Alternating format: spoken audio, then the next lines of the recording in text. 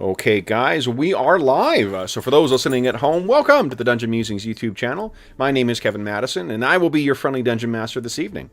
Tonight, we are carrying on with our ongoing campaign, playing Advanced Dungeons & Dragons 2nd Edition, playing through Carl Sargent's classic Night Below campaign. And with me tonight are the stars of the Night Below campaign. I'll go the order I got you guys on the screen here. Why don't you tell us who you are, who you're playing, and what level are you currently? First up, we have Hobbs. Oh, Jesus. Yeah. Get back to you. I thought you'd let me up. I am Jason Hobbs. I am playing Elanion, Elandin, an Earth Elementalist Savage Elf Kit. And I think I'm level 5 or 6. So take that. 5 going on 6 because we still haven't trained. Yeah. 20 episodes later. Oh, excuse me. Yeah. Next up is Jeffrey. Hey everybody, I'm Jeff, and I'm playing Calidor. He is an elven fighter thief, and he is level 6.5. As Jason just pointed out, we have half trained some of us. Yeah. Next up is John.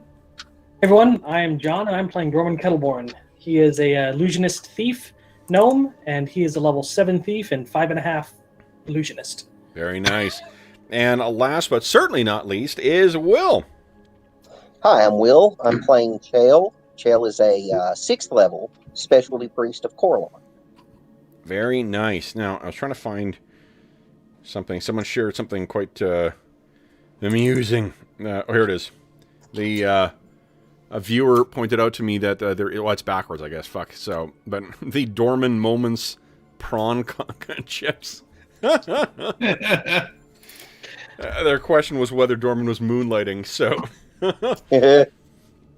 so guys, John was asking before we went live what happened last session. I can see from the dot on the screen that you guys have reached Kuiper's farm. About what happened last time, guys? Oh, we opened with a bit of a scrap last time, too. Well, that was like a big part of the whole session. We were in the middle. We had run into some, I don't even know what they were, like fire dogs or something. Yeah. Oh, yeah. And so, we were in the midst of fighting them. And they were vicious creatures. Mm-hmm. And then I think you guys, you did defeat them. We're not dead. Yes.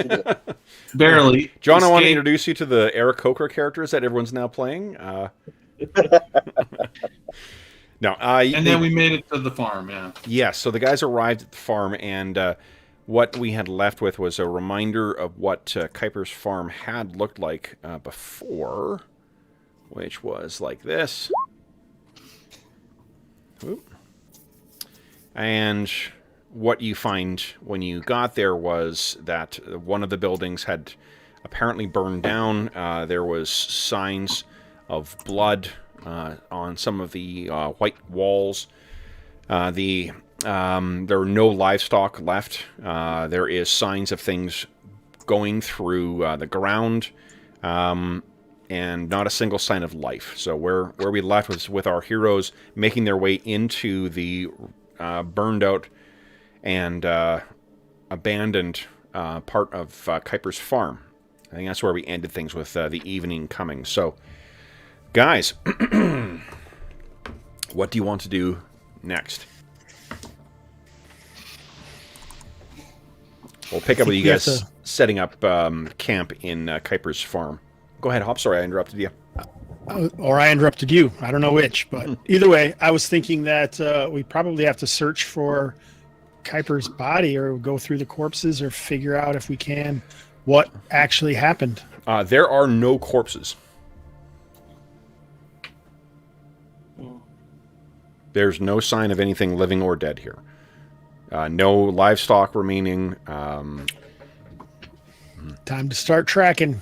Set up camp, and then I don't remember what time of day it is at this point. Evening. You guys reach there in the evening. Well, I don't think we want to camp in this. Maybe we should move off a little bit and camp a mile away or something, and then return in the morning and start tracking? What do you guys think? Yeah, I agree. Preferably up in a tree.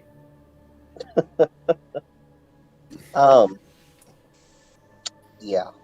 I mean, there is some shelter here still, but Calidor's just as happy in the woods too. So Well, I don't really want to sleep in a place a bunch of people were murdered if I can help it.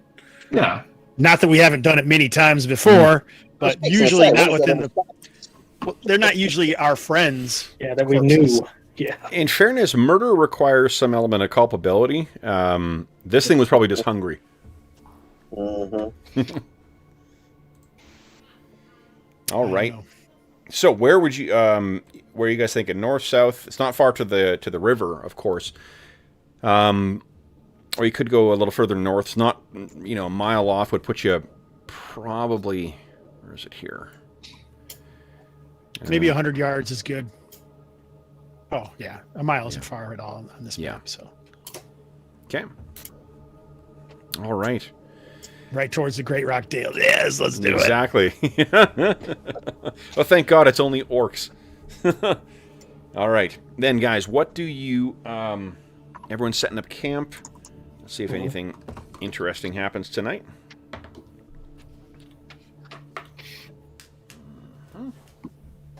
Okay. All right.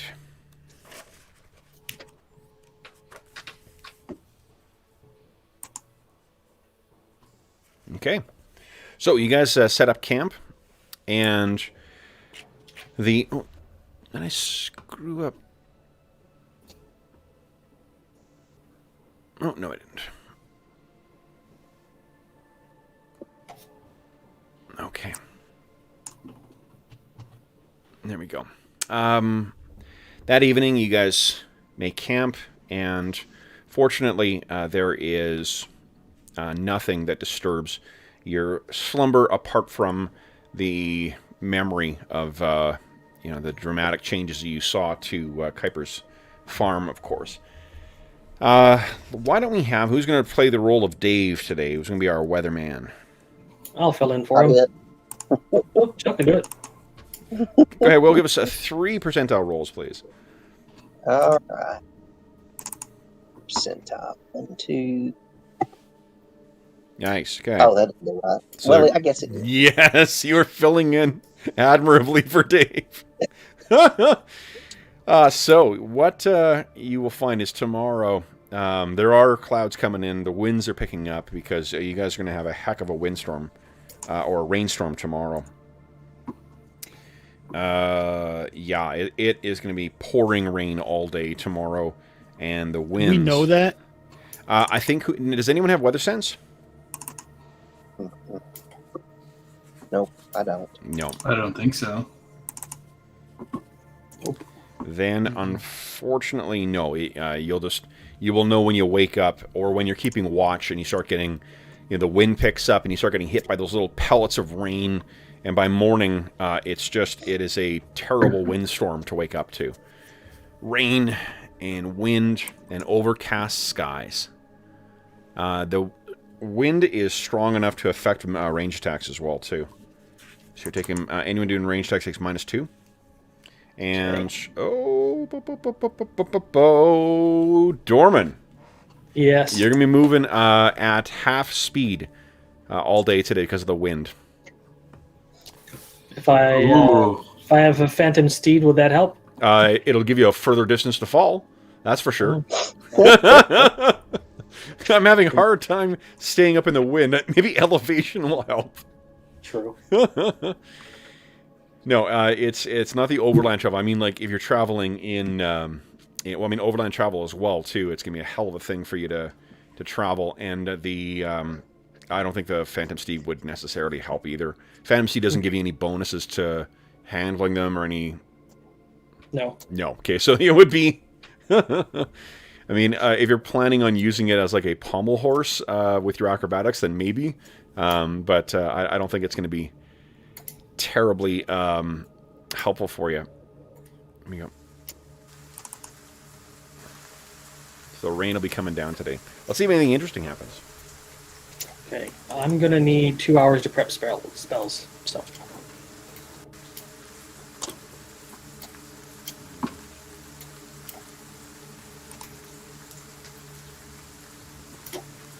Where is it? Ah. Sorry, guys. Trying to find something here. Okay.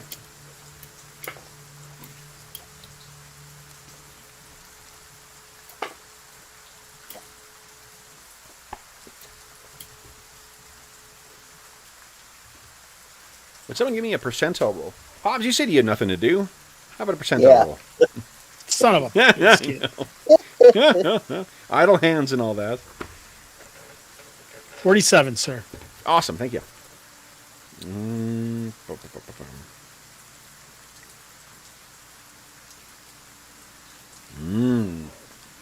Interesting. Most interesting. All right. Oh, you know what I need?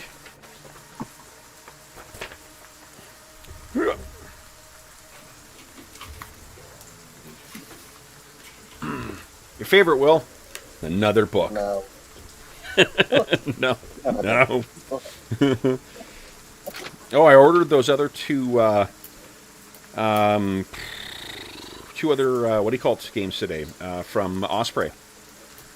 I ordered that, yeah, that Wushu one. Okay. And I ordered Paleo Mythic. I like Jackals so much that I sprang for those as well. What would you describe the system of? Each of them has a different system. I know the Wushu one uses dice pools, and the Paleo Mythic, I don't know what the system is for that, but Jackals uses a modified version of BRP, and it's right. You told me that. Yeah. Okay. Yeah. I didn't know if that was their house system or if they did it based on each publication. No, it's really neat. Like they really just seem to be honestly especially with that Zine Quest Kickstarter, like all those Kickstarters going. It honestly feels like deluxe versions of like niche zine role playing games, but they're 260 pages long with gorgeous art. Right. Okay. So guys, what do you wish to do with your day? Well, I got 2 hours of spell prep before I can really do anything, so. Okay. What about the rest of you guys?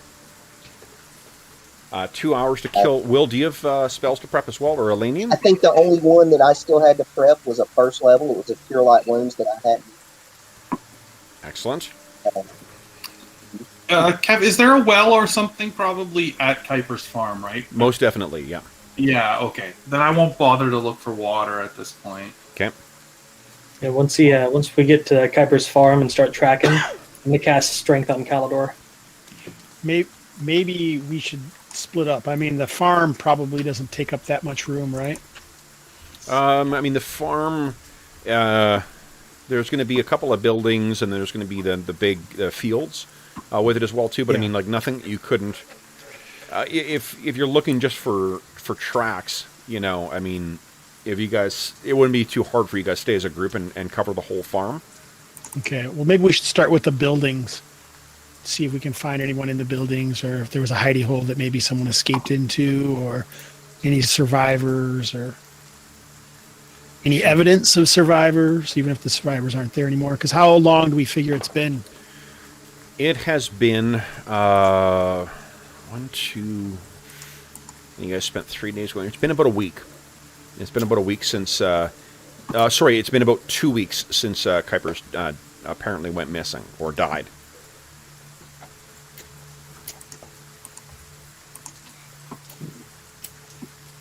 So, all right. Anyone else have anything you want to do with your day? Chael's only got a short little bit of time before he has to have his spells ready. No? All right. So you guys finish up your prep for the morning, and then you realize just how miserable it is going to be out.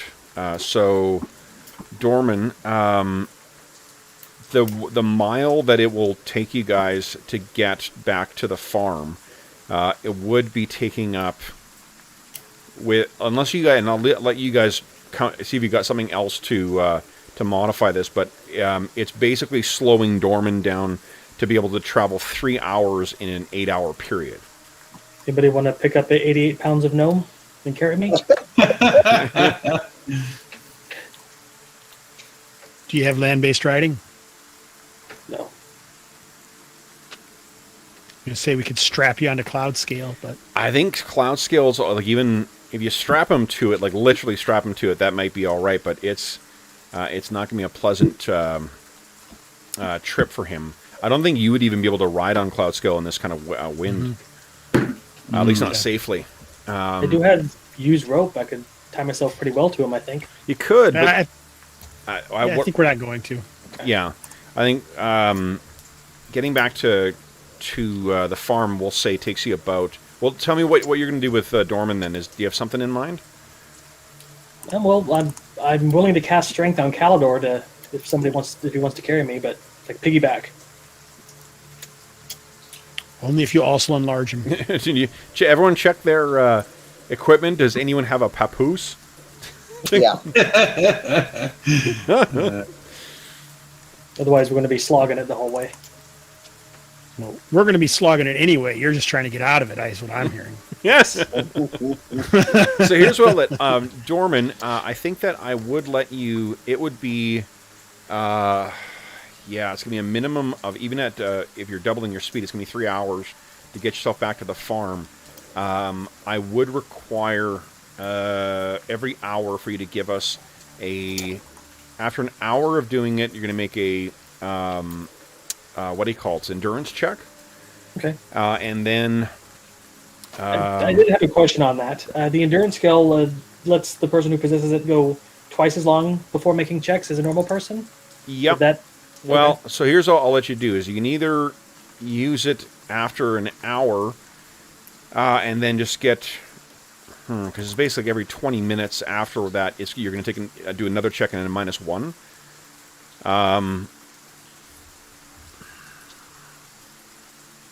Yeah, I'll let you go 2 hours, and then it'll be every turn. So we'll say it's 2 hours of travel to get yourself back there. Give us a check. I can do that. Decent con score. Yep. Nice. Okay. Then you need 6 more to get to the farm. So each is at a progressive -1. So your next one is against 14. Okay. Then against 13. I don't like this. Then against 12. Then against 11. I'm tired, guys. Oh. This is just to go a mile? In this weather, yeah. It's super high wind. It's the last mile is the trouble. He's basically double timing it to try and keep up with all of you guys to fight with the wind. So imagine, hiking against the wind uphill. I mean, we're only traveling 1 mile, though, right? It's only 1 mile, but it's because of his size and because of the wind. Like, the wind's like 50 kilometers an hour. Ooh, I have a question. Yep. Maybe spend a point of astonishing fortune and we need to get that last roll, and I cast levitate on myself. It'll last at least an hour at my level, and they can pull me along. That sounds like an awesome idea to have had until you knew you failed.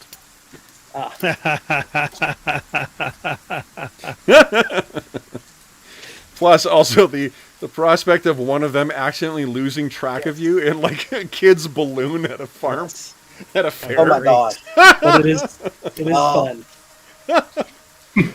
So where do we last see Dorman? I don't know. He was drifting towards the Blanride Hills. We don't know. If he shows up again, we'll worry about that. Oh my god. I think this will make me, fatigued? You are fatigued, correct. You are -2 to all attack rolls and saving throws, and all of your stats are treated as 2 lower. Okay. So Dorman, what in a fiction, what this is you guys are making your way along, and it's not pleasant. Like, this is not easy going. It's slowing you guys down as well too. It's just that it's slowing Dorman down more so. Until we get to a point where you see Dorman just slips and falls in kind of the one of the fields that you guys are making your way through, and he's just not able to get himself up. He just stops. So what you can do is you can try and carry him. Now that he is fatigued, Dorman, you only needed 2 more rolls, I think, So you could keep going with that penalty, which would be your next roll would be against an 8 or less. If you do, you pass out. If you fail, I'd rather do the levitate thing. I can still cast spells, but I'm fatigued, right? I don't know how you would think that would be less fatiguing. You're tying yourself to a rope in a windstorm, and you're giving yourself buoyancy. Like, you're either going to take damage or you're going to take more fatigue. This does not seem like a good idea at all. Let's just carry him, Calidor. Yeah, let's just carry him. All right. So, for the last little bit, you guys pick up Dorman, you bring him along. Why don't you each give us a... hold on, 40 extra pounds between the two of you. That doesn't even put you to... what do you call it? Encumbered, right? Nope. Yeah, you guys are good. All right. So, Dorman gets palanquined back to the farm, and you guys find it still awaits you. And again, like it's still... with the amount of time you guys have spent here over the past 2 years, it's probably a bit of a shock to see the condition or the state that it's in right now. And Dorman is quite eager to get inside. Oh, Dorman only needs, I think, 20 minutes. No, 2 hours. You need 2 hours. If you rest for 1 hour without interruption, you can recover from exhaustion by making a successful con check. And that's with your penalty. Okay. And if I... Oh, sorry, no, that's exhausted. Fatigued. Fatigued, you just die. That's weird. No, I'm kidding. Well, Sorry about that, buddy. Yeah, you had a good run. Yeah, chips named after you. I mean, jeez. Or crisps, if as Colin would say. I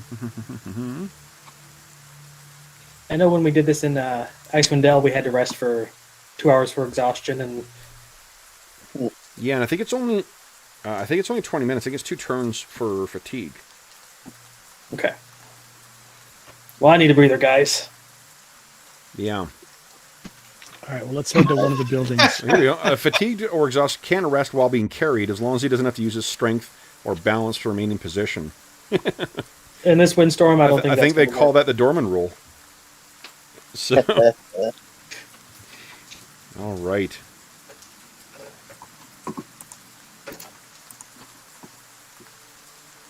The wind is the bane of the small folks.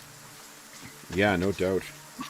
Deal 2 with this hours. crap underground. It is. It's 2 hours for resting for fatigue, and you automatically recover. After 1 hour, after being exhausted, you can make a con check with the penalties and then try and recover. So that's how that works. All right. So Dorman's going to need some time indoors to recover. What about the rest of you guys? What do you want to do? Well, we're going to go find a building first. We're going to lead him into that building, and then we're going to search it around while he recovers. So do you want to leave him in one of the, like, there's the farm workers' cabin. Like there's a kind of a group cabin that everyone uses. There's damage to that, but the roof is intact and not burned. There's Kuiper's main, like his like family quarters. Half of that is burned down, but the rest of it is intact. It's got some smoke damage inside, but the roof is intact. The kitchen is intact as well too. I think we left off with you guys grabbing some stuff. Yeah, leave me in the kitchen. Okay. Okay. Sounds good. So Dorman is in the kitchen. Okay, and then Chael, Calidor, and Elanion, what are you guys doing? Well, do we really want to... Can we find out, like, where the closest... Let's try to find signs of combat and see if we can try to piece it together. Sure. Why don't you give us a... 'cause I know at least, Elanion, you have tracking, don't you? Yep. Yep. I have tracking. Yep. Yeah, so why don't you guys both... No 20s. Yep, go and both roll. Don't roll 20s. Look Oh, at that. yeah, baby. I'd have to go to the record. This is session 98. This may be one of 2 times when you guys have rolled together and one of you has not rolled a 20. Yeah, a turn is 10 minutes in the game, right? Say again? A turn is 10 minutes? Correct. Okay. I'm going to cast a rope trick and rest for 2 hours in my rope trick. Okay. Once again, Dorman will have no way of knowing what's happening to you guys, but he is safe. So That's what really matters. I can see out of it, but where are you casting it? in the kitchen. In the kitchen. So you've a very... Guys, if there's any trouble in the kitchen, he'll let you know. We'll see. So then, what you guys... Looking around, I think you're able to... what you're able to pick up is the clear indications of where the where some of the more, the cresting attacks, if you will, took place. Because of the powering rain all day, what you're finding is basically like little depressions in the mud where something has come out. You can see big, massive tracks, larger than the ones that you saw, or the ones left by the boulet that you guys fought on the shores of the Churnet. And the pools themselves are probably about maybe 10 feet across. So there is at least maybe 7 sets of these things across the property where it came up, attacked, and fed, and then went back down.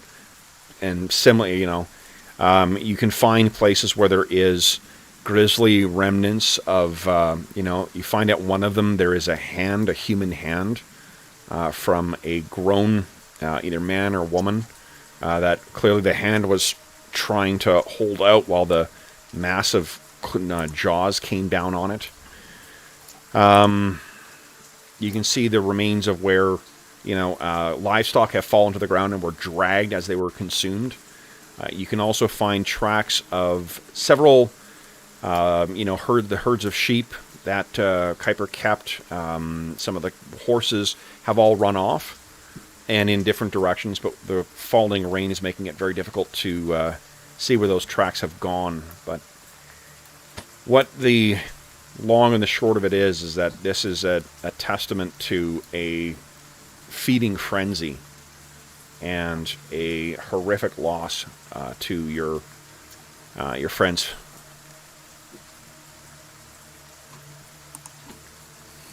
What else do you guys wish to look for?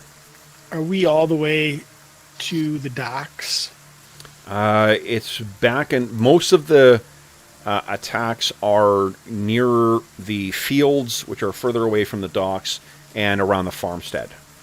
But didn't Max say that Kuiper stopped them? Where did they flee to?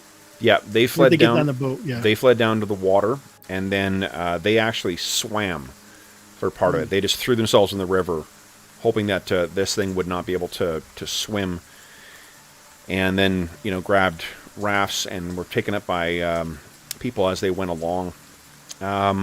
You can see that remember there was that outdoor dinner that you guys had, that big long table where everyone was joining and whatnot too. It's drenched by rain right now, and part of the table is damaged, but it looks like they were in the middle of a meal when all this kicked off, because there still is remnants of that on the table as well. Near the actual dock, you can see another of those pools accumulated around, and one of you got a nat 12. Who rolled 12 as? I think Elanion. Elanion. Yeah, what you're able to pick up is probably what you can tell from the tracks that are relatively fresh, that it looks like someone, and it's near one of those pool, or two, I should say, of those pools. Someone made a stand here. You can see that the footsteps or the feet, the prints are in the direction of the farm, as if someone was standing in front of or between that massive pool that has formed and the docks. There's nothing that you saw before that would be so distinctive about Kuiper's tracks that you'd be able to tell conclusively that these were his, but there's enough tracks here that have not been obscured by either the rain or the massive boulet tracks that are here, to suggest that there was a fight.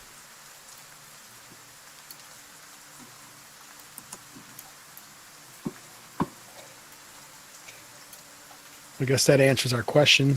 Correct, guys? Does that take 2 hours, or how long does all that take? That probably takes, I mean, certainly 2 hours. I think probably a little bit more. Dorman's able to, is feeling a little better. He's able to come out of his hidey hole.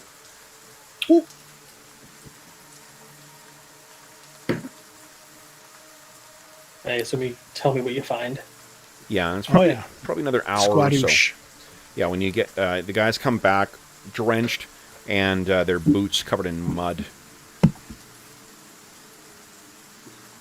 Okay. What are you guys thinking?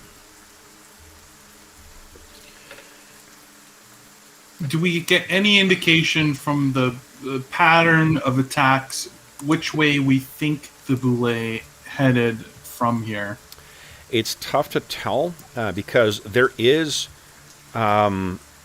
clear furrows now kind of filling with water that you can see that are in straight lines towards, like, leading up to where those pools have now accumulated. Probably where this thing, burst out of the earth and attacked someone. But when it goes below the surface, that sort of disappears. So it's not like you can follow a, family circus style dotted line across the property. No, right, of course. But, so I think what we may want to try to do is, like, take concentric circles and go out until we don't see anything, and then search around to see if anyone got away, tracks for any human leaving the area, and then or also like the furrows or tracks of the creature. Like, I thought they said that it surfaced occasionally as they went down the river, right? So we could follow it downstream as well. Yep. And see, because there's. Is that as we. Redwood? Yes. Yeah, okay. I thought the redwood was kind of cool. Where Elanion spotted them last time was he was right around here. Okay. That's where he saw them coming down. They were drifting down the redwood, getting away from this thing, and he was just on the southern edge of the redwood when he was waiting to see if he could spot Max on a boat.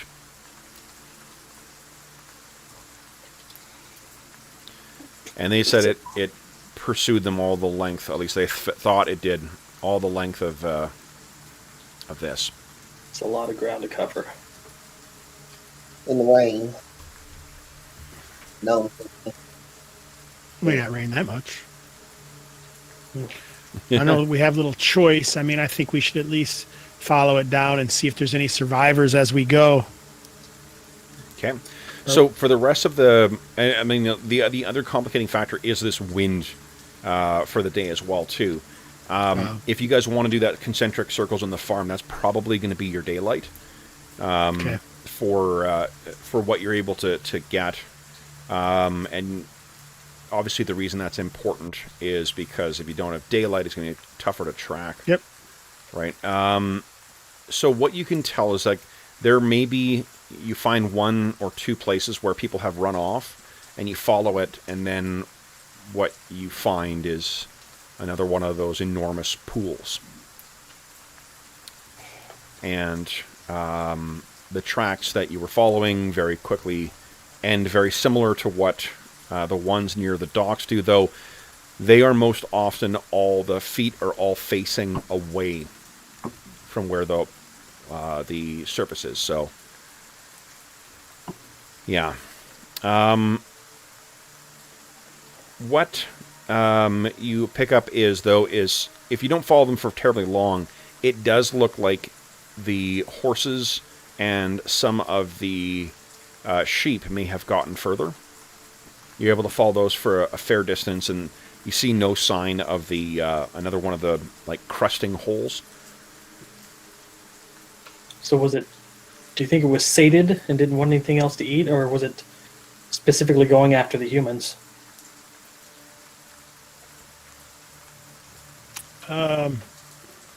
Maybe both. I don't know.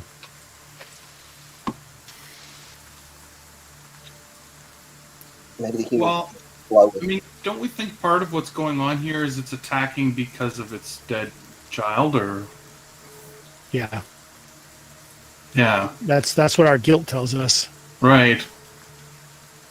So it's not even necessarily that its like appetite is sated; it's just that it's still on the hunt.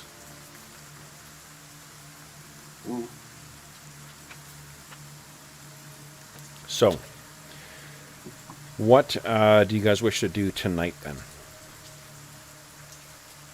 you want to stay in the farm? Do you want to try and get back out? Yes. No. The farm tonight? Okay. I think we're fine. Yeah, We went over everything. There's no bodies. I don't think there's any threat here. Let's stay here. I expect that there is there is a safe place. There's a hiding place. Kuiper and his family would not have a farm this close to the Great Rockdale and not have a place to hide, and you check that. And unfortunately, there is there's no one in there. Or you know what there is? Shit. You know what there would be? There is, and there's a giant hole in the wall. Yeah. Is it collapsed or does it tunnel out? No, like the holes left by the boule that you guys faced last time, like they seem to be, for whatever reason, the holes seem to be fairly well preserved. You can't move through them, but when they disturb the earth and they make their way through them, there's some kind of enzyme or something that softens it or allows it to shape without losing its form. So it doesn't, lead to the collapse of the buildings or anything like that. Oh, interesting. Elanion has a bag of this stuff. So, that evening, tell me what you guys are doing then. Is it going to be one of the outlying cottages you want to be in? Is it the main house? I say we stay with the kitchen, honestly. I think that's a fairly good idea. I mean, there should be some for people like a stove or something to have heat and some light. I don't know what the floor plan layout is exactly. I mean, that's sound better than somewhere else in my. Well, the stove that would be in here too would be a much easier thing to keep going and keep the place warm than going to one of the outlying rooms. So if you guys don't mind sleeping in the kitchen, just tidy it up, I suppose. All right. Yeah. So Dorman is going to be tidying up. What about Chael, Calidor, and Elanion? I mean, you guys are probably quite tired and filthy by the time you guys all get back from this. Chael's going to cast Wyvern Watch. Nice. And you can picture that the kitchen likely has a room. The exits from the kitchen are probably to the larder. There's probably a staircase down to the cellar. There is a door leading out to the ruined part of a house that would have been more of the living quarters. And there's a door leading outside.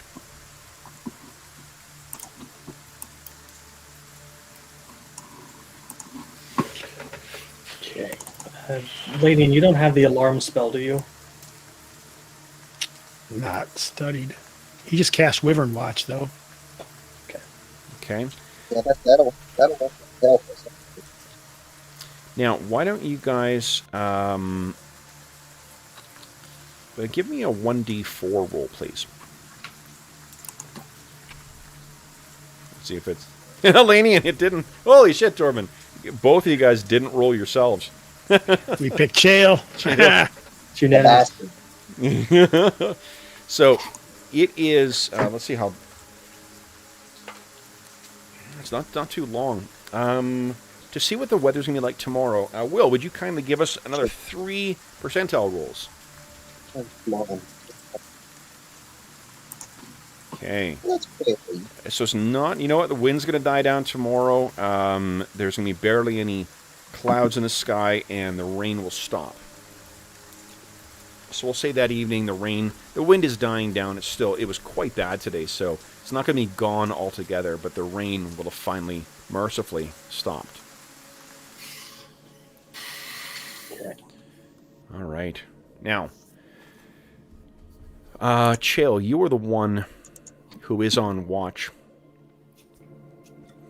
in this kind of, haunted house, or at least the shell of what was once a warm and, welcoming place. The benefit of our party makeup today is I don't think any of you guys need light to be able to keep watch. So you can hear the crackling of the lumber or the wood in the kitchen stove. It's warm in here, and you are, kind of wandering from window to window to keep watch. And what you see, with the clouds blowing away, you look out across the blackened fields, and as one of the clouds passes, you can see that the light reflects off of the steel armor of at least 10 armored figures making their way in a dispersed kind of arrangement or formation towards the farmhouse. Your keen elven ears can also pick up the sound of at least one dog or wolf snapping. All right. Let me think. What do you I'm going to wake up Cal. Okay. So, who is woken up first? Elanion, Calidor, or Dorman? Calidor. Calidor's definitely who I want to wake up first. Okay. So, Calidor, you are awakened from your reverie. Just remember, you don't sleep. You just enter your meditative state, and you see Chael looking at you, and there's a look of concern on his face. What do you say? Went out the window. There's 10 heading this way. Possibly dogs or wolves with them. Well, let's wake the others and move fast. Sounds good. Okay. And I'll go wake up Elanion right away. Okay. Why is it going to be Elanion? No, just kidding. So, Elanion, you are brought from your reverie by Calidor, and Dorman, you're woken up by Chael. What's going on? Are they coming towards us, or just moving around the farm, or? They were about halfway through the field, so probably about maybe 100 yards from the main farmhouse. Okay, so north headed south. Correct. Yeah. There's no way that we're going to be able to keep the smell from the wolves or dogs, right? So No. might as well prepare ourselves. Yeah.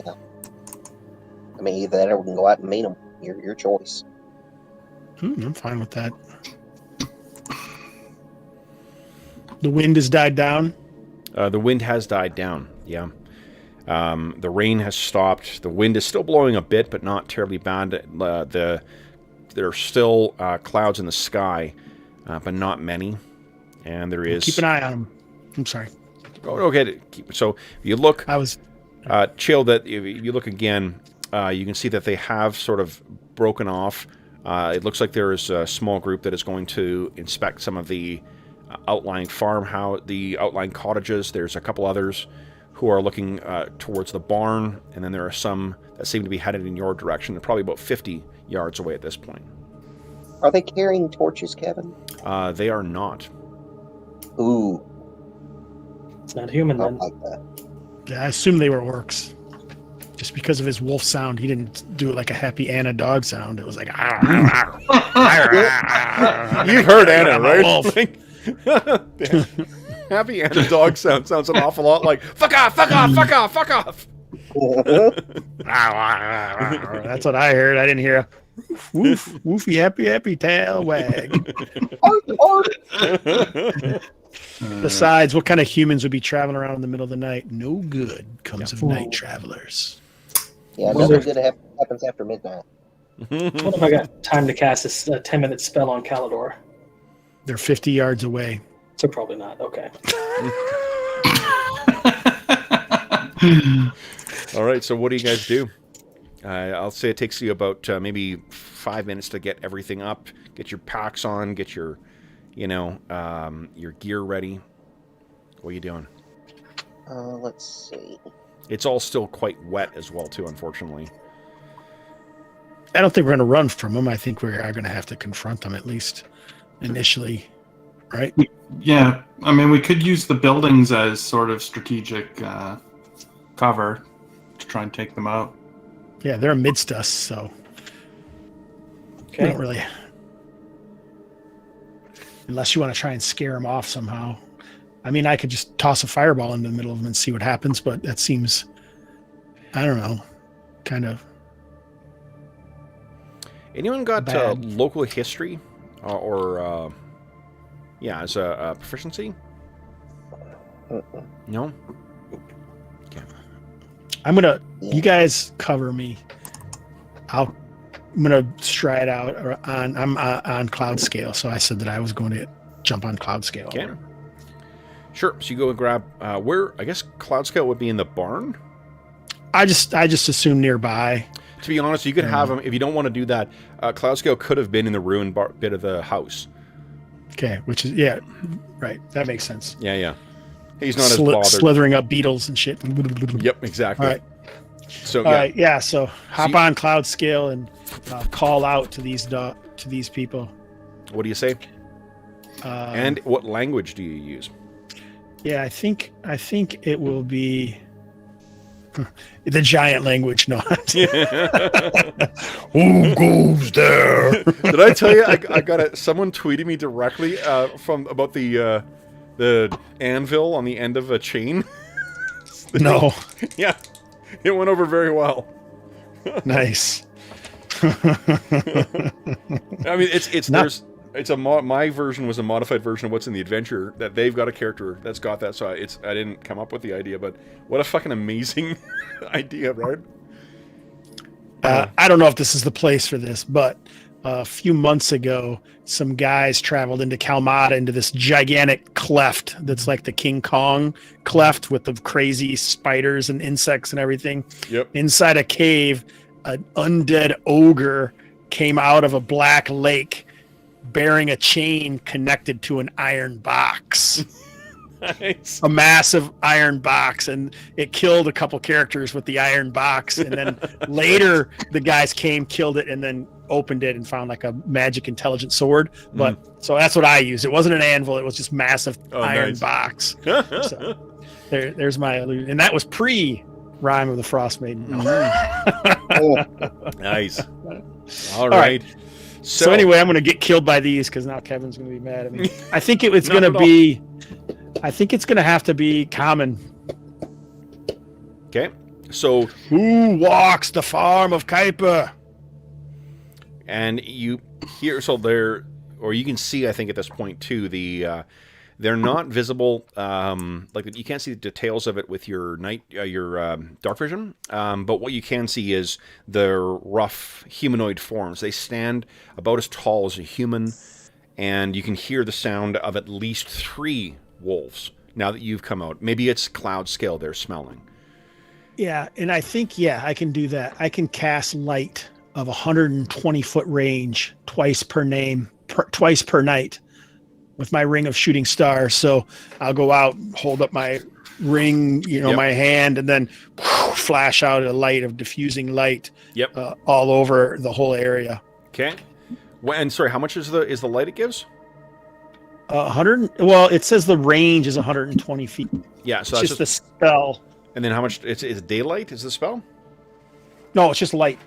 Oh, lights only gives like 20 feet though, right? Yeah, I think so. So what are you thinking? I mean, you could cast it over them if you like then. Yeah, that sounds fine. Yeah, sure. Give me a second. Let me see if I've got... I'm just trying to let them know that I have power, and maybe, I didn't want to just kill them outright, which I could do. Yep. As well, I believe. You think? Whatever you've planned, Kev, don't bother. I can just kill them all out. That's not what I'm saying. This is Elanion thinking to himself. Megalomania has not... Wait. Maybe it has. All right. So... Yeah, 20-foot radius globe is what it is. All right. So, then... 40 foot. Yeah. What you can see... Let me give you... I can give you a handout here of what you see out there. It's one of the upsides to uploading. A tip for those listening at home, too. Remember to always label your images that you're loading in for something you can look up again later. And that Yes. copy of copy. No, that's not the map, smartass. It's the images you're loading. All right, this is what you can see. I don't even think he was trying to be a smartass. Maybe. I'm always That trying to be look a was smartass. that was absolutely a smartass. Okay, that is what you can see out there. These ruddy orange-skinned creatures. We're gonna have a problem. Wearing rough armor and carrying crude but devilishly effective, much more properly militaristic than what the orcs have been carrying. And there's probably, but you can see from where the light is, at least like 8 to 12 of them. But you seem to have caught them unaware. Let me make a quick morale check for them. You look up their morale as well, too. The morale is a 0. Oh, I found a... What'd you... Oh, it's Hellhounds. Hellhounds have fucking high morale. That's Yeah. true. Yeah.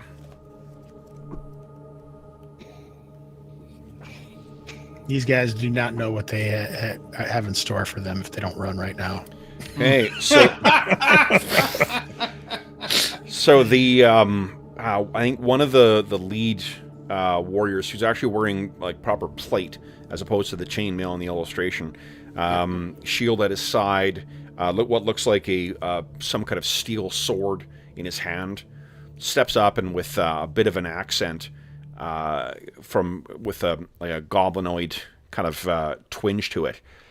You don't look like the ranger either.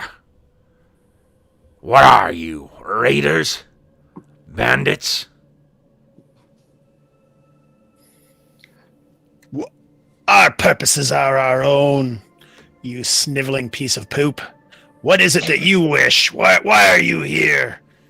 Be gone before you are destroyed by my magical might. He kind of looks back and forth, says, we outnumber you. You will be dead before you get your first spell off. Did you kill the ranger? Look around you. Do you see the sunken areas of the dirt with the water pooling in them? This is the feeding ground of a land shark, you fools. There's a bit of a... The more you are, the easier it is for it to find you. There is definitely murmuring that's going on through. It's come here! It's come here! You can actually... Can you speak Goblin, Elanion? No.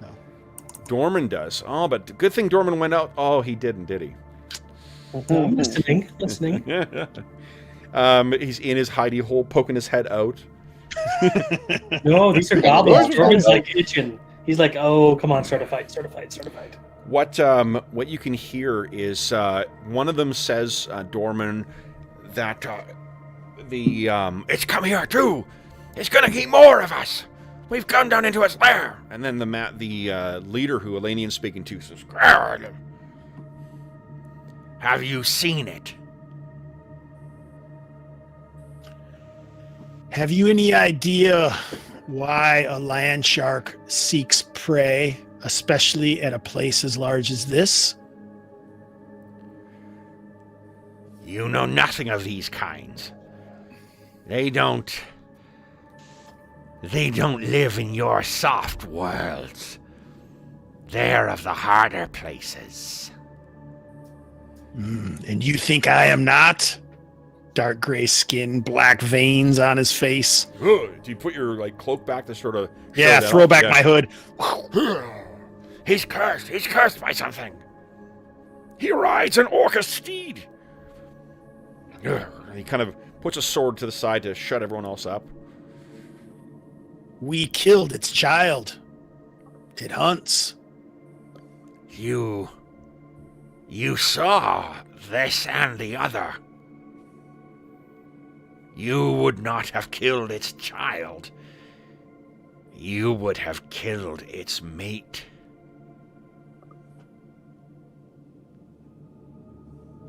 And if it is feeding in the soft lands, that means it's ready to spawn.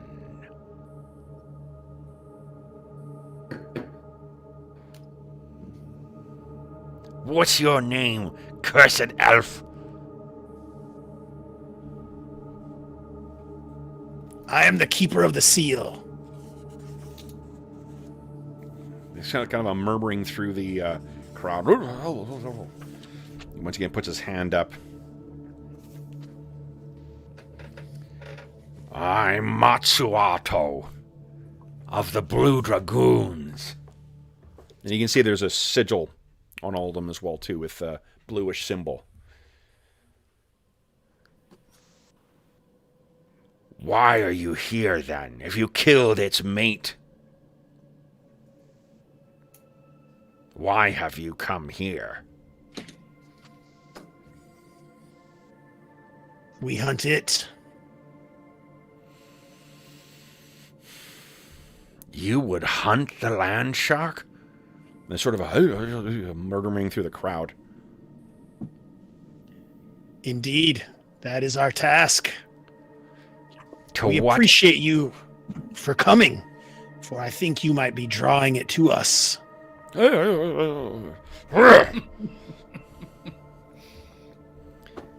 We've seen this thing not far from here. We drove it off, but we hoped to lead it here.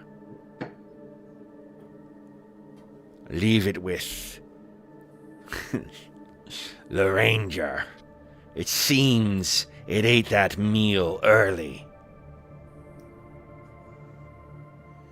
Perhaps. We haven't seen a corpse yet. How many did you lose to it? What concern is that of yours, keeper? Just curious about your losses. See if we could match its death toll among you, if necessary. So you hunt this, then? It is as I said, yes. We last saw it to the northwest. Towards the dale? Indeed, closer to the moors. It stays. The human lands stretch along the river. It can feast all the way to that city of theirs. All right, so someone put a mark on there, but you said northwest. Yes. Right? Okay. No, I wasn't asking him. I was asking you, Kevin. This is how I talk now. I like it. Let's become pirates. I look forward to my next court appearance. I seek an adjournment. Good morning, Judge. I would watch that. I think we'd title that Precursor to a Disbarment. So, What Do a you bunch guys- of people have bows on me or anything, or no? They're just kind of sitting back most as this definitely. parlay's going down. There, Oh, they some do of them have still have bows kept out? their eyes on them. You can. Some of them seem less eager for a fight at this point, most definitely, knowing that you're willingly going out. And I think those of you in the house, like unless you're making concerted efforts to try and keep yourself way back from the window so that the reflection of moonlight would hide you, then they would likely see you. Except for Dorman. Dorman could make... Oh, and Calidor, actually. You guys could both make hide in shadows checks if you like. Oh, yeah. Yeah, because you guys are both... Fine. You're thieves. And it's rare they get to take advantage of this stuff. Yeah, Dorman's eager for them to see his smiling face. He wants them to see his smiling face? Okay. Dorman doesn't like goblins. Calidor Well, it's doesn't. because Dorman is a racist and a lunatic. Oh, jeez.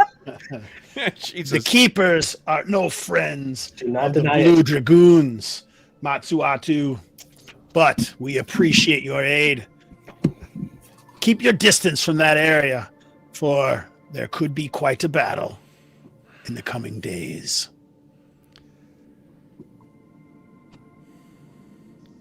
You will not. You wish not to fight now.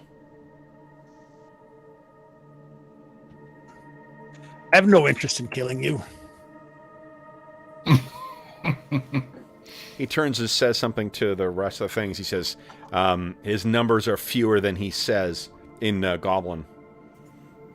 And looks back. Very well. We wish to cross. To the river? The only way to shake these things with water or going up.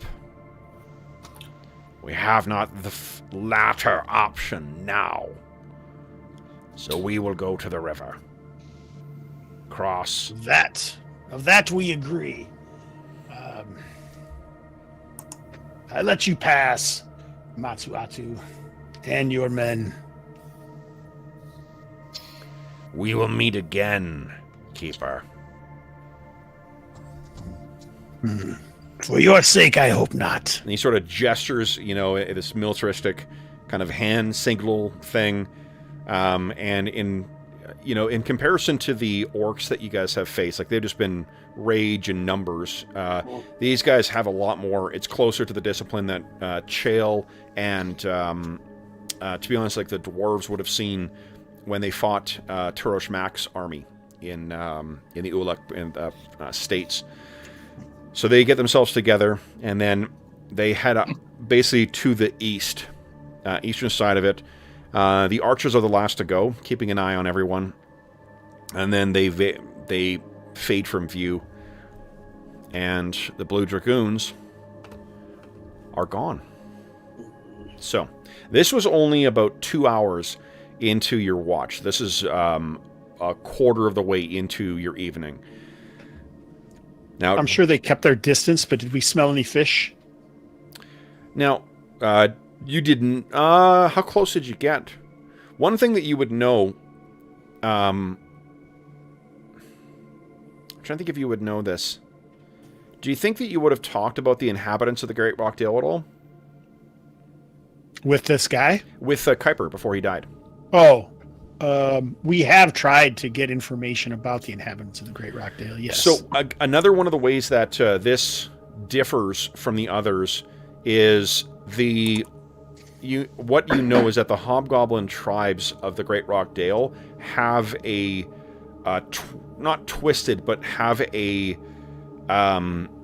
elaborate form of honor that they recognize amongst things. So the word of an orc is not necessarily going to hold a lot of weight just because they believe in strength. They don't believe in trickery and words as they would see it.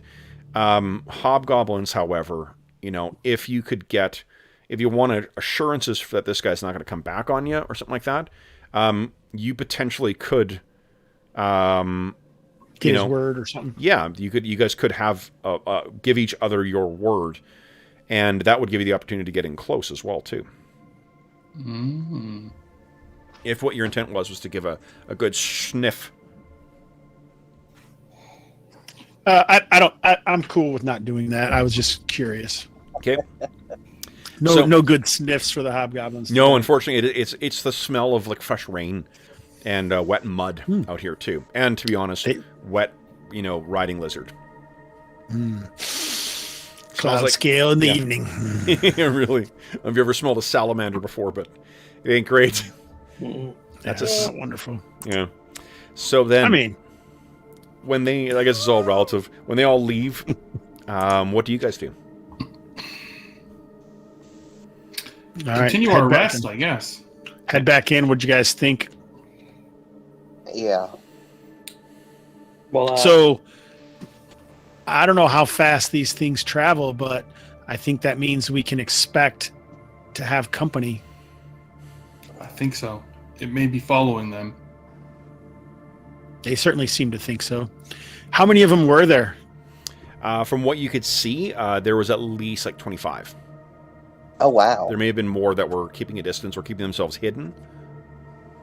Yeah, it's a good-sized warband that's out here. And I guess the that's another question, is that if you saw the orcs out here before, you have encountered goblins out here before multiple times and recently this season. Now hobgoblins as well. That's a lot of tribes making their way up that huge cliff at the southern edge of the Great Rock Dale. Something is going on up there. We're up there. Down there, you mean? Well. So, I mean, are we thinking then that something's driving them out? Or are we thinking they're looking for something? Because he kept talking about this ranger. Yeah, that's Kuiper. Yeah, but I mean, he kept talking about, like, did we kill him? So, like, these guys didn't, but they were planning on it? I mean, that's... Well, if they could... What I got from them is that might have been the reason they were out there. I mean, I could be wrong, but... Kuiper, he... in the same way that, like, orcs would know to fear Aragorn, say, is right, that... Remember, Kuiper is the one, like, not even 5 years ago, he helped crush a hobgoblin horde that was trying to make its way out of the Great Rock Dale before you guys got here, before the troubles with the flooding and with the, the disappearances. Mm-hmm. He and the other rangers helped destroy one of their efforts to try and raid, so his name would likely be on a lot of hobgoblin lips. And used as a curse. Yeah, so I didn't get the impression they were trying to kill him, but as soon as they were just trying to be opportunistic after finding the Bule, and then lead it to these guys, and then escape across the river and make all the people here deal with it. Basically, is the impression that I got. And I think, Elanion probably does look like a bad guy when you think about it. He's riding an orcish lizard. He's a wizard, a necromantic-looking kind of wizard. So he's not really an elf anymore, is he? Well, he's an elf. But he's something else, I think. Oh, he's something else, all right. More like a third elf every time. All right. So I think maybe what we should do is rest tonight. Hopefully, it won't come upon us tonight, but be prepared. Like, maybe we could set something that would notice tremors, right? Like some ropes or something with bells on them. So if anything was moving on the ground, it would make them, if we had bells, but maybe there's stuff there's like silverware and stuff in here that we could fashion something. Yeah. Between cutlery and like the barn, you may remember, has a full woodworking shop as well too. Because that's what you guys used to help repair that merchant's boat after it was damaged. So that might give us an idea, at least. The Wyvern Watch will probably alert us if something comes tonight, and then we can work on that tomorrow and then formulate our plans to deal with this land shark. Okay. Yeah, the Watch will protect us from anybody trying to sneak up on us directly. Okay. What does the directly mean in that situation from underground. Violating a 10-foot, 20-foot sphere, basically, because I think it's a Sphere. 10-foot Okay. Yeah. All right. So we got 20 foot of warning. That ought to do it. Okay.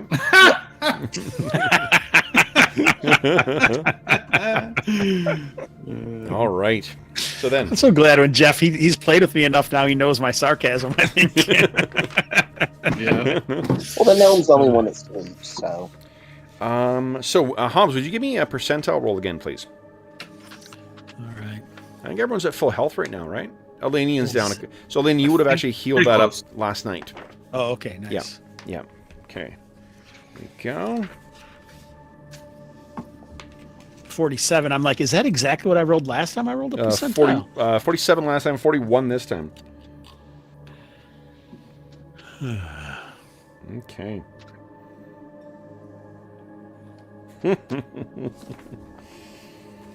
Oh, that's not. I don't know what you're talking about.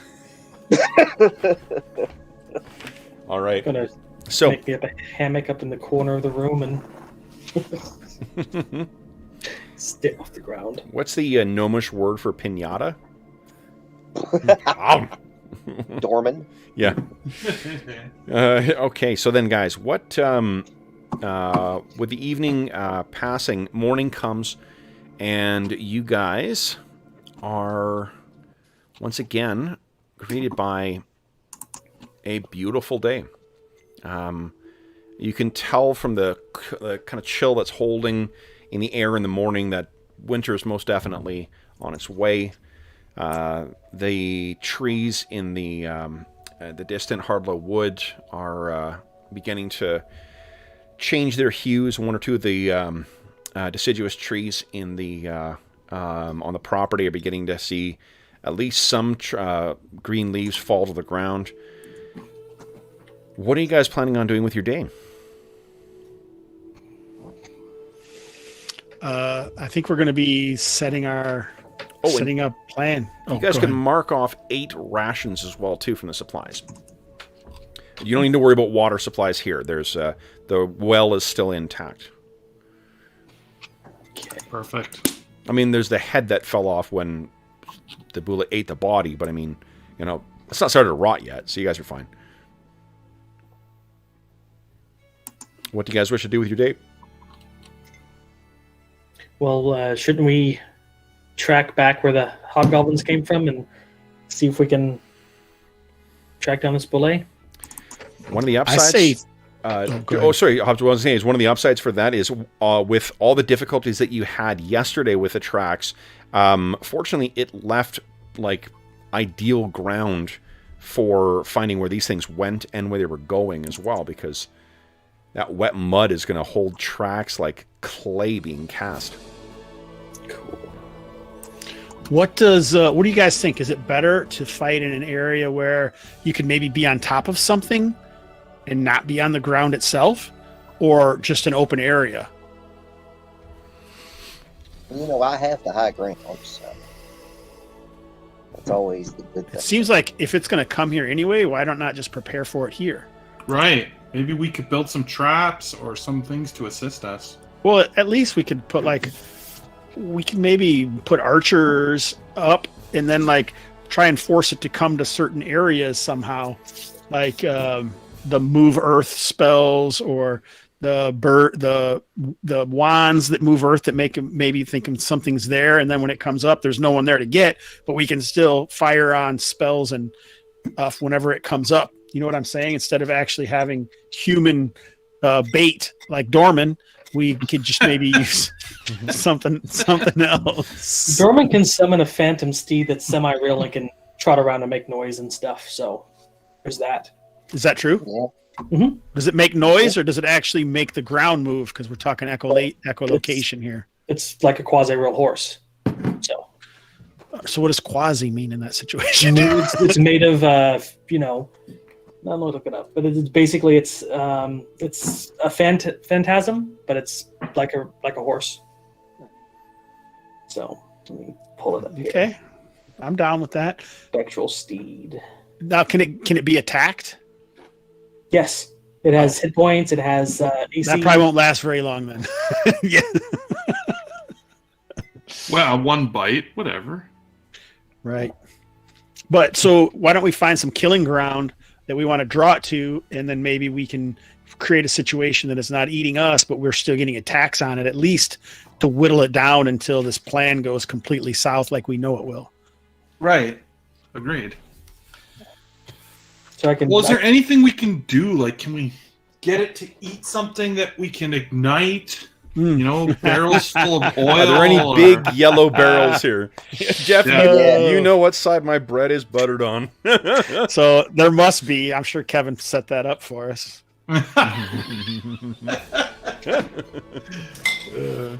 Something, you know? Well, I guess one other wait a second. thing to concern yourself over. You guys don't know how these things, procreate or how they Oh yeah, the spawning part. Nice. Way to put another tickle in there. The tickler. All right, so what do we got? Any thoughts on this or? Well, we know they breached the thing to attack, right? So maybe we could build some large, like sharpen some tree logs or something, and try and set it to drop or swing down on a certain location, and maybe we can damage it with it. What'd you do? Watch Predator last night? No, I'm just thinking this thing is huge, and we want to try and do as much damage as we can. You're not wrong. I'm reading through some of my spells, trying to figure out what might be beneficial for us to help prep. I'm definitely prepping reduce to see if I can shrink it down a little bit, make it easier to manage. I don't think you'll be able to reduce this whole thing. Wow. We just want to reduce his heart. Yeah. Ooh. Does it have eyes that I could blind? What about, do you have audible glamour? I am an illusionist. I have improved phantasmal force, which is it's not real, but I can make noise with it. So maybe like super loud noises. If only we had kept the big booming staff audible to 300 feet and not given it to the Aarakocra. I left it there.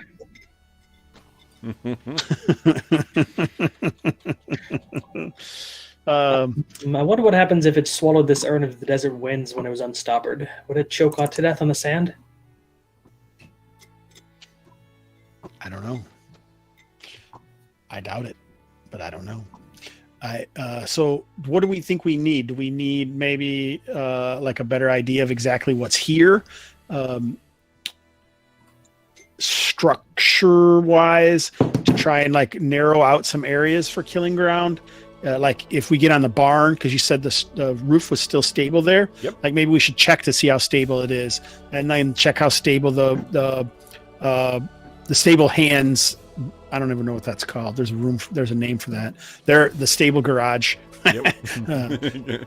Check out how good those roofs are and see how far away those are. It would maybe enable us to be This able will to give you an idea of how solid some of those are. A lot of it's going to be thatch. Oh, okay, yeah. So it's stable enough for the, for the worst weather they're going to get here too. But I mean, to walk on it, not too easy. Do we know if they can tunnel through solid stone, or does it have to be like loose earth? They have Elanion and Caldor have witnessed it go through solid stone. Okay.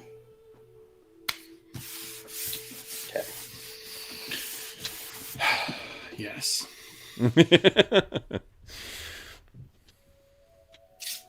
So what are you thinking? We're toast. No. I like to consider myself a sweet bun as opposed to toast. What you have, what you faced it before. Were you able to judge from that how clever a combatant it was? Yeah, not at all. Right? Or is you guys feel animalistic? Yeah, so we should be able to trick it pretty easily. Is what that makes me feel like. Right. trick it to do what, though? To come up in an area that's not going to hurt us, but give us an opportunity to damage it. While it's out, we can damage it, but when it's underground, we can't hurt it. No. The real threat. Well, go ahead. Do you have the web spell? No. That would be Knox. It's evocation. I can't learn it, but if we could get it to leap up into area filled with webs, it would slow it down immensely. Yeah, that's good. And then we could light it on fire. You do remember as well, too, from Dorman and Elanion, from you helping Kuiper with the vivisection, that the exterior hide is incredibly, incredibly tough. Like, stronger and thicker than plate mail. But the underneath underside... it's not. Most Yeah. definitely. The underside is right. like... I forgot about that. Yep. It's like tough leather. The eyes as well, too. They are quite heavily protected, but not tough. Well, that is where Kalidor sank the blow, or what? I think that's how you killed it. Yeah. Into its eye socket. Yep. Yeah, so does that mean we try to turn it over somehow? Or if we can get it to, like, when it comes, it crests completely out of the ground, or no? What do you guys... Yeah, I think it was breaching. Like, almost like a whale or a dolphin, right? Yep. And then kind of almost splashing. So maybe we could... What if we could get it to breach in an area where we've, secured something on the ground to come up into its soft underbelly? So, like, not drop down or swing down some big logs, but set up some spikes on the ground that it breaches into, and maybe we catch it and it's stuck above ground, pierced Or at on least some... does it some damage. So that's like make some giant caltrops. Yeah, essentially. And then spread them around, and then use the whatever we're doing to try to attract it on the ground to get it to breach and land on top of them. I like that. Let's spend some time making the caltrops at least. If we if we make these like one big solid unit that doesn't weigh too much, Dormer could levitate it above the ground and then drop it the moment it breaches, so it doesn't know it's there and then falls on it. Well, it won't. If it doesn't move, it won't necessarily know it's there either, right? What's the weight limit with your... I think it's 100 pounds per level, so I've got 500 pounds.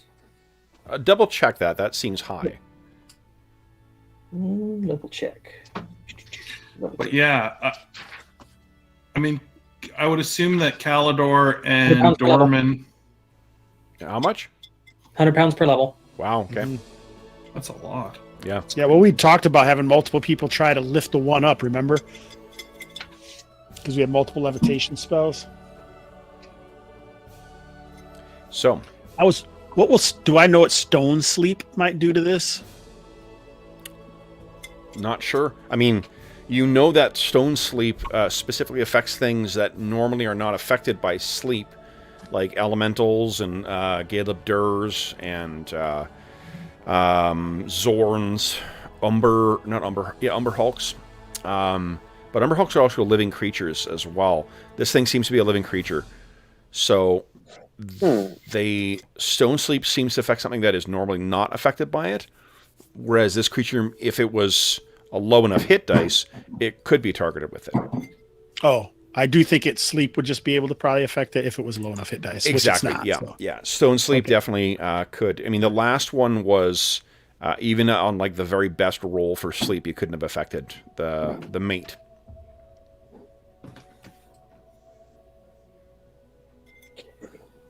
Let me check my 3rd level illusion spell. Okay. So what are we thinking here then, guys? So the caltrops are something you guys are working on. We've got part of our montage is crafting those things. And what do you see them being? Are they kind of like just like a bunch of sharpened sticks that are sort of like worked together to form like oversized caltrops? Right. If you take 3 sticks and you tie them together in the middle into sort of a triangular shape, right? You put 2 like that and 1 across, and then you just lash the middle everywhere and sharpen the ends. You know what I'll even give you guys is that there was a probably a pile of things that they were going to be doing refencing at the end of the year, right? So you find a bunch of posts that would be used for that, and you can use that stuff to make up your caltrops.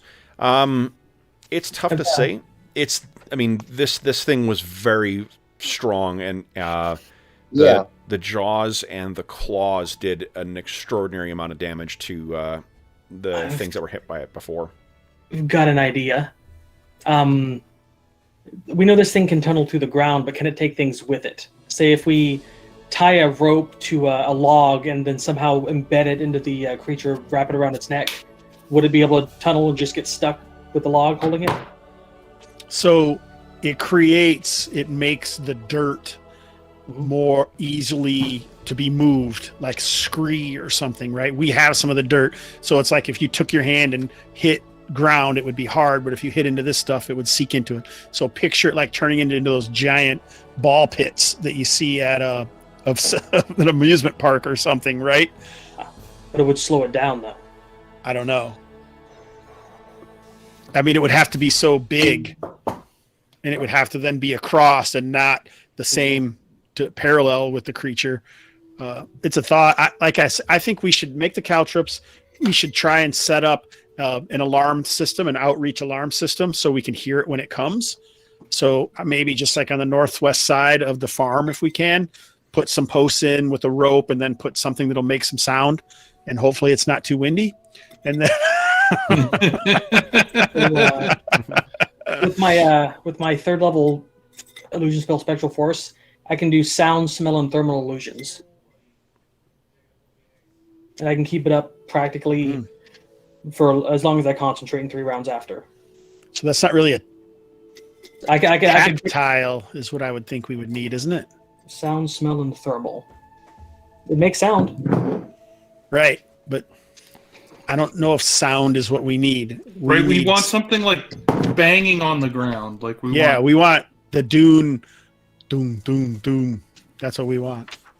Mm-hmm. Like Go ahead. Sorry. What I want to say is, not for nothing. If you want doom, doom, doom. I mentioned them doing the what do you call it? The replacing the fence. There's going to be the medieval equivalent of a post holder that's in there. Yeah. If you could put something in there and just hit the side of the put a pole in there and hit the side of it, that would be transmitting sound and vibration pretty effectively under the earth. Yeah, but we don't want to be there. That's the thing. Are you sure? Come on. I'm positive.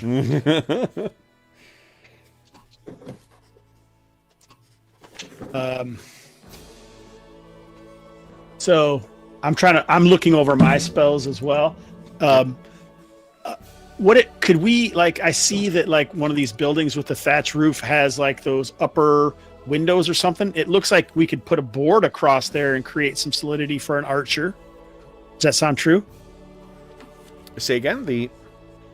I'm looking at the picture here of the Heronshire farm. Yep. And so one of them, standing on that thatch would not be easy, but if we put some boards across those 2 windows on the side of one of the buildings there, it looks like you could stand on that and it would be pretty solid. Most definitely. Yep.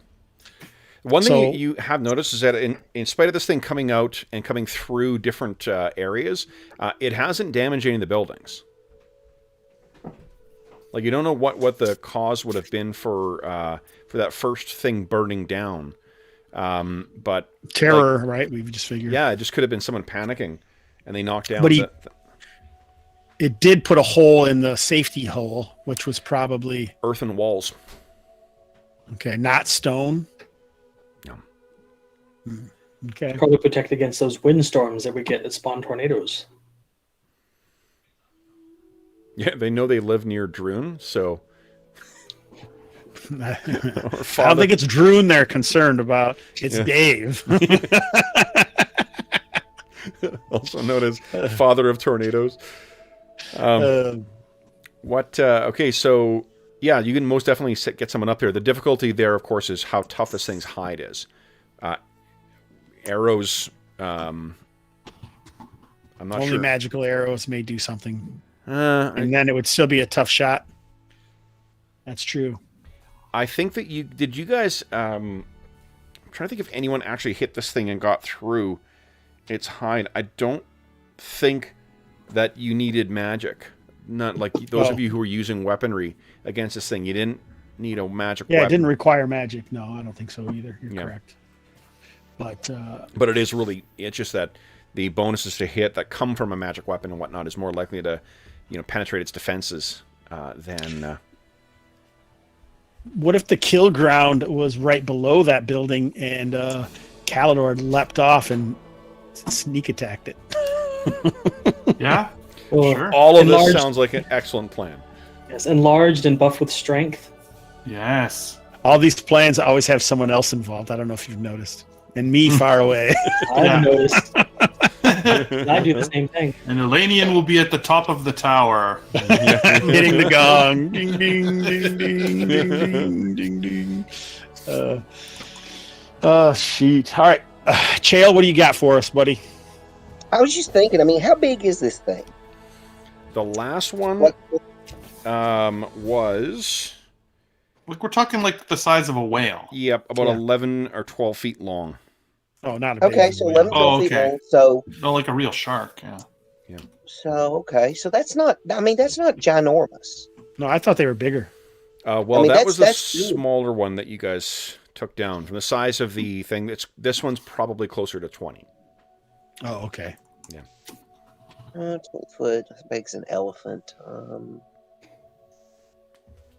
Let's see what the... I'll look up under mammal in my monster manual, because it'll tell me how big an elephant is in this world. Chipmunk. I'm glad they give combat stats for a chipmunk, because that'll be... Dude, Well, they're like gibberlings. Yeah. You don't want a whole mess of them coming at you. I do have one of the Planescape ones has the Ratatosk in it, the clever thing that lives in the eaves of Yggdrasil, the world tree. Those things are a little nasty. I was just wondering, what do you call a large group of chipmunks? I do not know. I don't either. I was just wondering. Yeah. A cadre? I don't know. I think every question we've had on this, even including the group of griffins, we've had viewers answer it for us at some point. So hopefully that will do. Seville. Yep. A group of elephants is called a parliament, right? Okay. Sounds right. Or is that owls? Parliament of owls. A parliament of owls. I don't know what the group of Probably elephants elephants. were leopards. They have one. Anyway. Trunk full. The trunk full, yeah. God, I'm so... What are... okay, so we got... Someone is working on the... It sounds like Kalidor may be working on the caltrops. Elanion is getting the markings done on the outskirts for the first couple of hours of the day. What are... Chael, you'd asked about the strength of a cloud giant. What were you asking about that for? Well, because snare. I was looking at the snare spell, and there's no... Let me see. Let me read this. It's 90% undetectable without magical aid. And, I mean, granted, it only inflicts 1d6 point of damage, but, where does it say that? It's magical. So, what does it say? Lifting, blah, blah, blah, blah. The cord-like object tightens upon whatever it grasps. Then wrapped around the entire creature, causing no damage, but binding it tightly, and is magical, so for 1 hour is only breakable by cloud giant or greater strength. I mean, that sounds semi-useful to me. It's very useful. Yeah, I'm down with So it. that's why I was thinking, what can you make the size? And because, I can cast the snare basically anytime, anywhere beforehand, because it takes 4 rounds to cast, but it's until triggered. So we're going to know where we cast it. So the trick is to funnel this thing. How big to is where it? is. How big of an area can it snare? All right, so that's why I was asking kind of the size.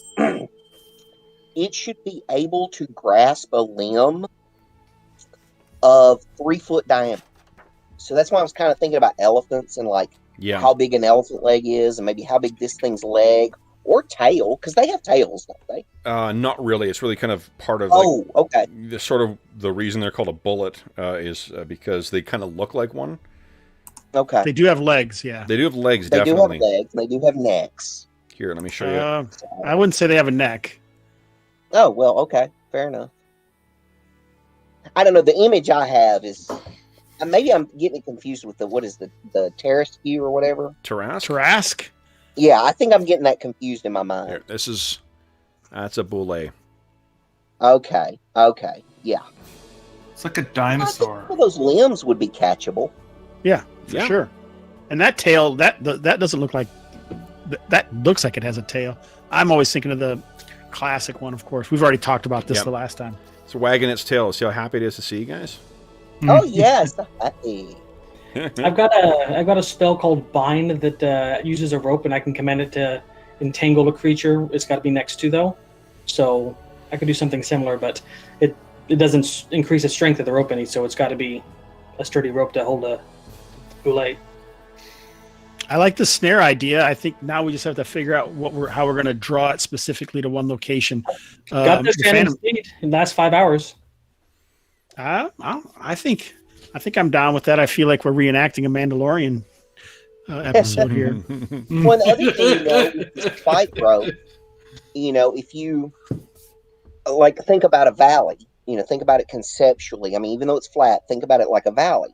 If you use something like spike growth or something where the outsides are dangerous, difficult to cross, but the valley in the middle, you make that more enticing, that's where you snare it.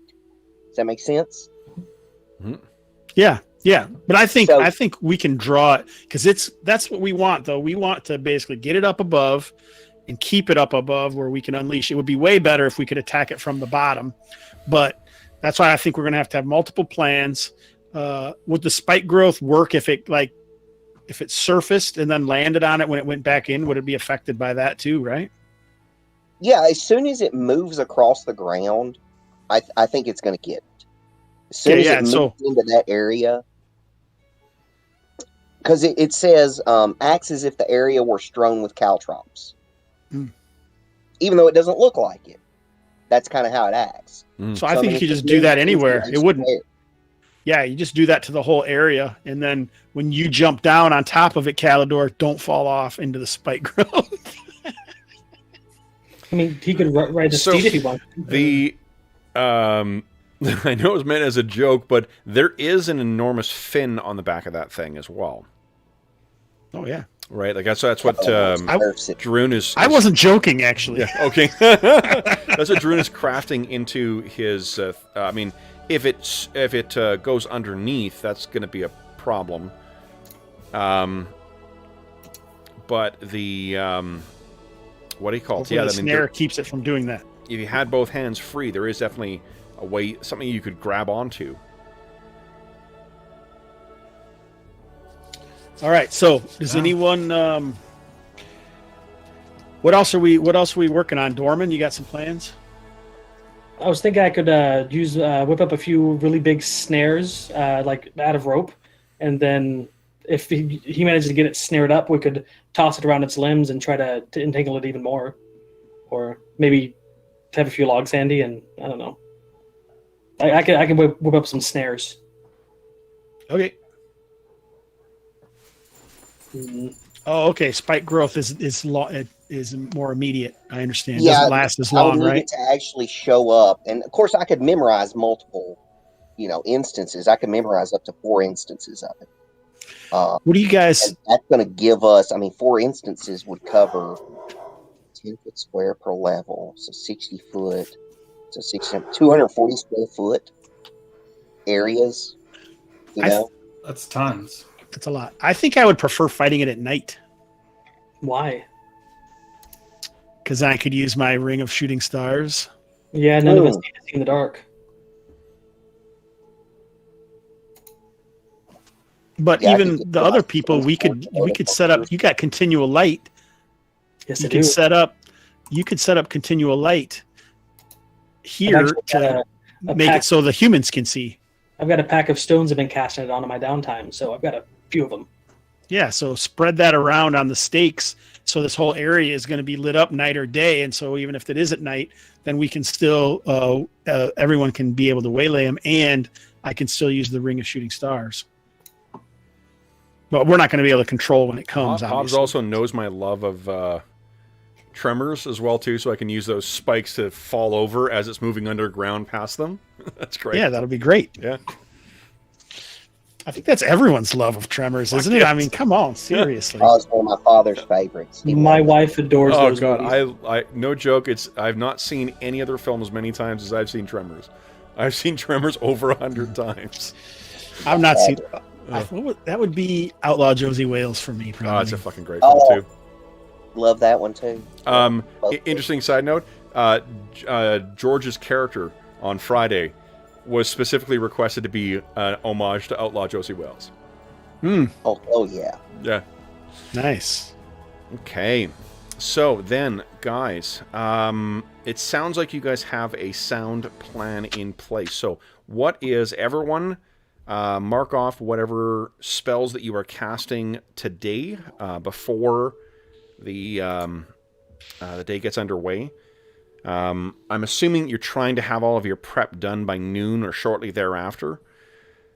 Am I correct in thinking that there is now a place? There are stakes there's things around the edge of the farm that are, or at least the immediate vicinity of the farmhouse, that have sound markers on them. That there are some stones with continual light on them that have been placed on the end of effectively fence posts. Mm-hmm. And is there anything else that has been cast? This is great. The place where the caltrops are placed, that's right next to the building as well too? Yes, I'm casting 2 long-term spells before we start. It's Strength and Phantom Steed, and giving Calidor the strength. When are you casting them? Because you don't know when this thing's going to be here. Basically, Every day. at the end of our prep. so Okay. Well, then your prep will be around noon. yeah, I'm casting it around noon. Okay. How many hours does it last? 4. Okay. Okay. I can cast strength that would last for 6 hours, I think. Oh, mine, it'll last 5 hours because I'm level 5. So Yeah, I'm level 6. Warrior, you're going to get effectively 8 ticks to your strength. So this should So max out. that reaches my limit, yeah. Okay. So, guys, who are you casting strength as well, Chael? Yeah, because that's one of my daily powers. Okay. So I'm going to use that on myself, and that's a 1d6, I think. Let me look at it. Got it written down somewhere. Okay. So, guys, 1d6 points. all this preparation is in place. Calidor and Elanion, Dorman and Chael, where are you guys waiting while all this is going on?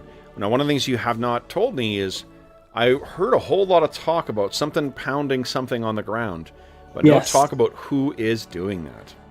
I'm going to have my Phantom Steed run around a lot for 5 hours. Okay. That's the plan. Okay. It was always going to be what's his face, Knox's buddy, Yeah. Rockslide, but Yeah. alas. So then, the Oops. afternoon sees Dorman's enchanted steed riding around where the caltrops are.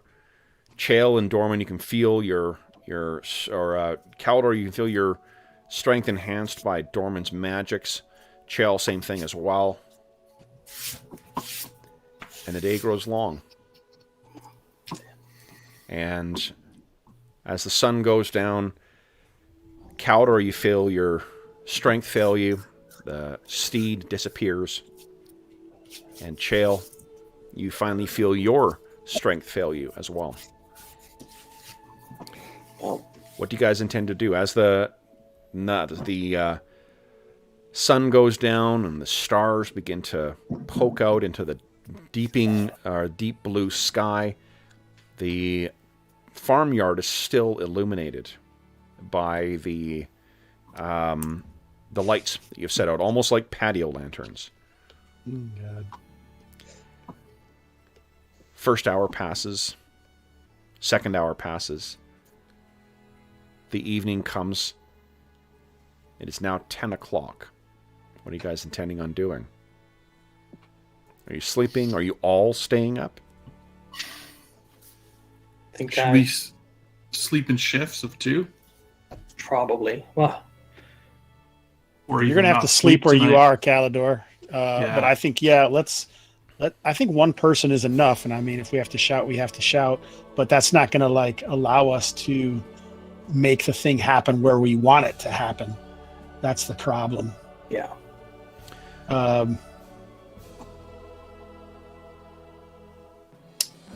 But I mean, I don't know that we have an option. So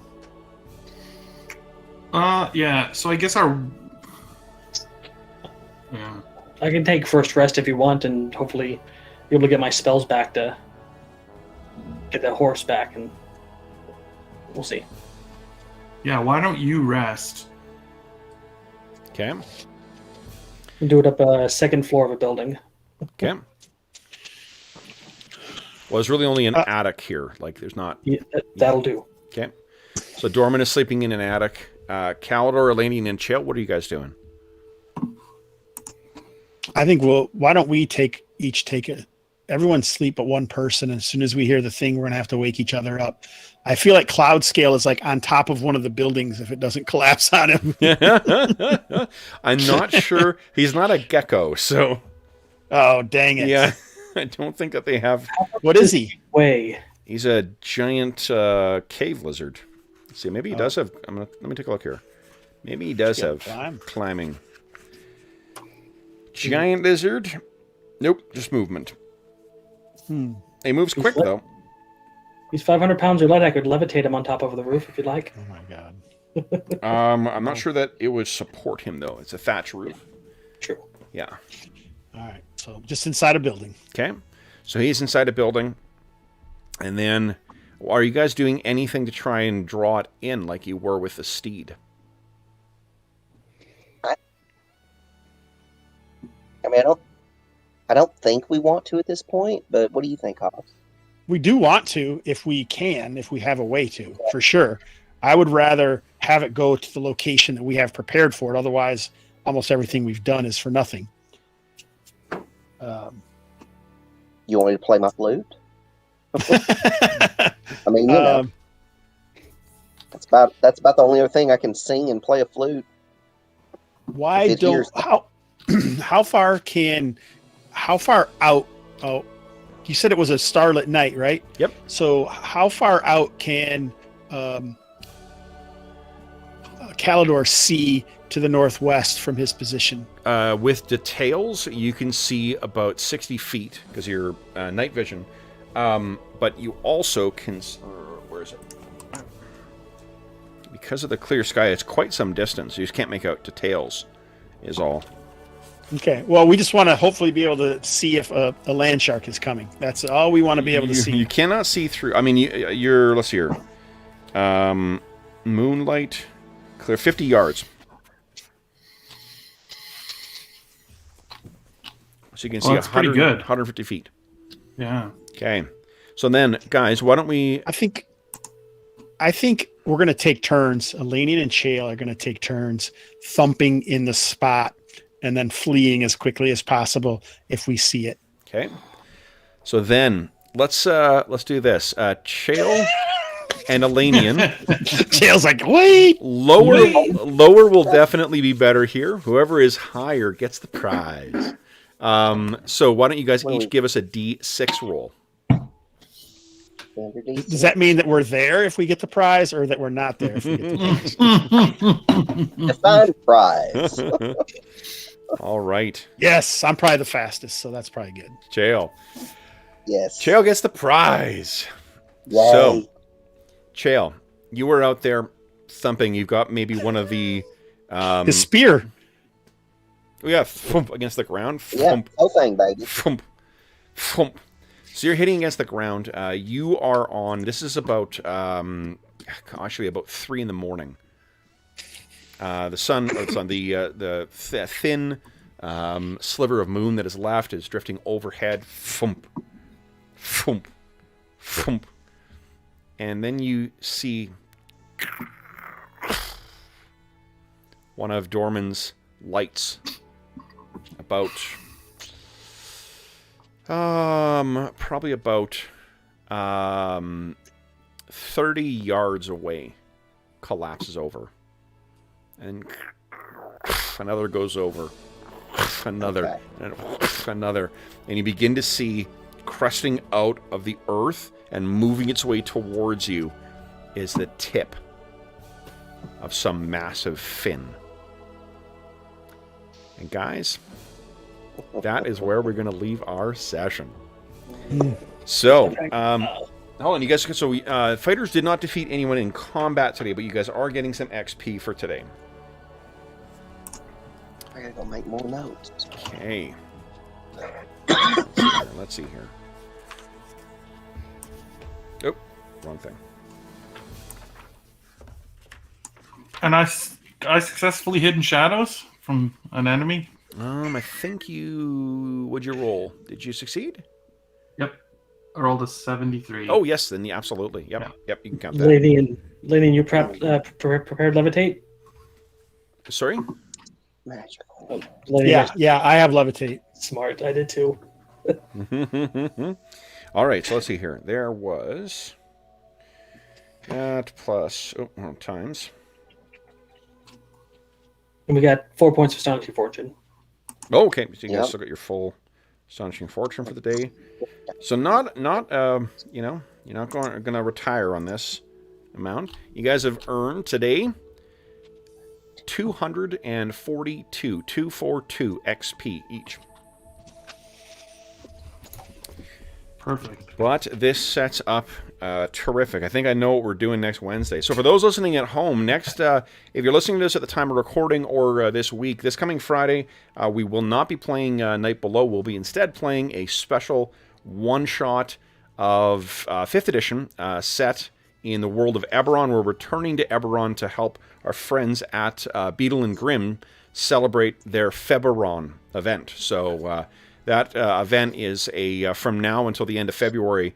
It's right up there. If you want to pick up a copy of the Eberron Rising for the Gold Edition, Eberron Rising from the Last War box set, they've got it on for 20% off for the entire month of February, which is a pretty great deal. It's we used this to run 2 different sessions or 2 different adventures before. So yeah, it's if you have been sort of on the fence about picking up any of their products right now due to the cost, it's a pretty substantial saving for February, and it's a fucking awesome product. However, if you are so you can join us on Friday, where a bunch of us are going to be playing this one shot called Bane of the Blue Sky Mine, and then we'll be back to Night Below on Wednesday next week. Wednesday will be Boule-tastic evening, so I'm sure it'll be fine. 2 hours should be enough to eat all of the characters, I think. No. So for those listening at home, otherwise, thank you so much for joining us for tonight. As is always the case, if you have any comments, questions, or concerns regarding the session, the campaign, or the game we're playing, please do not hesitate to leave a comment in the comment section of the video below, and I will endeavor to reply in timely fashion. In addition, you can find a link in the description of the video to my Twitter, actually my Twitter and a bunch of the other guys as well too. You can find me on Twitter at Dungeon Musings, and you can find my you can find me on email. My email address is dungeonmusings@gmail.com. You can also find a link in the description of the video to the Dungeon Musings Discord server, where all of us are active, and we have channels dedicated to this campaign, every other campaign we run on the channel, this game, a bunch of other versions of D&D, and a bunch of other great stuff as well, too, including information about conventions coming up. You can find links to other streams, other great gaming streams, other great other great gaming podcasts, including those of our own Jason Hobbs here. In addition, yeah, just a bunch of great people, a bunch of great topics, and a bunch of great conversations. So you're more than welcome to join us over there. In addition, you can find a link in the description of the video to something called Heroes Save Villages. That's the charity fundraising campaign that we run on the channel. It benefits SOS Children's Villages International. And from now until April 1st, 2021, for every $25 that you donate, you get one chance to win the grand prize or one of the other prizes in our first charity raffle of the year. The grand prize for the first raffle is a copy of Beetle and Grimm's Platinum Edition Icewind Dale Rime of the Frostmaiden, this amazing product that has a crap ton of stuff. It's this massive chest. I'd call it a box set, but it's more of a chest set. In addition, it comes with a bunch of cool maps, a bunch of cool miniatures, a ton of amazing stuff. It would be $500 at retail, but you potentially can win it for only $25 Canadian. If you don't win that, you still can also have a chance to win the silver edition of the Icewind Dale Rime of the Frost Maiden. Both those were donated by our friends at Beetle and Grimm, so we once again are very grateful for their generosity. And if you don't win those two things, you still can win some other cool stuff, including a chainmail dice bag made by our resident armor smith, Dave, a wooden dice tray that actually Andrew is dropping in the mail to send to me, so I can send out to whatever lucky winner wins that thing. And also some cool prizes from the Dungeon Musings Redbubble shop, so including some t-shirts, some posters, and some other great stuff like mugs. And also, Hobbs has donated some zines as well, too. So you got some cool OSR zines that you could win as well. So lots of great prizes, lots of great opportunities to... Oh, and you also get a chance, if that's not enough for you, you also get a chance to vote on what games we're playing in our charity sessions. And because of the generous donors voting on it, voting, on February 27th, we'll be playing our first official charity session of the year, which will be a session of Savage Worlds Rifts. And we're looking forward to going to the Gonzo post-apocalyptic world of Rifts for a rousing Gonzo session. And the donors also get a chance to help outfit our heroes for that endeavor. So, ways to participate in the channel, ways to win some amazing gaming stuff, and most importantly, ways to help out some kids, the over 80,000 orphaned and abandoned children who benefit from SOS Children's Villages International's services. Lots of opportunity to help those kids who really could use some help. So to enter, to make donations, all you need to do is follow that link down below, and you'll be able to make your donations. Last thing I will say is an enormous thank you to the players. So, Hobbs, Jeff, John, and Will, congratulations on your diplomacy with the hobgoblins and your plans with the boule. We will see how these work out for you in 1 week's time. So, for those listening at home, once again, thank you so much for joining us.